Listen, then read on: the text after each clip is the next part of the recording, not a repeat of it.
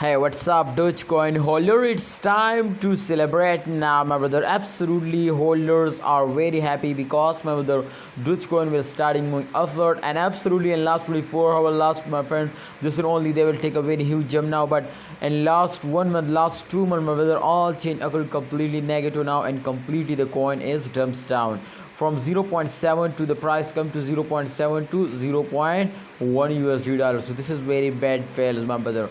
And absolutely, my friend, as you can see, my friend, they are comparatively, you can see they are slowly moving upward now.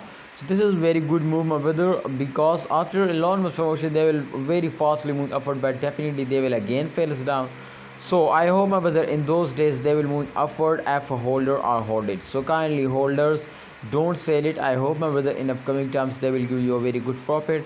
Just and only, my brother, I just share advice. Please research personally before you take any decision, but hope you understand now. So Dogecoin holder, please don't sell it, hold it, and wait for the end of month. Thanks for watching. Allah Hafiz, take care.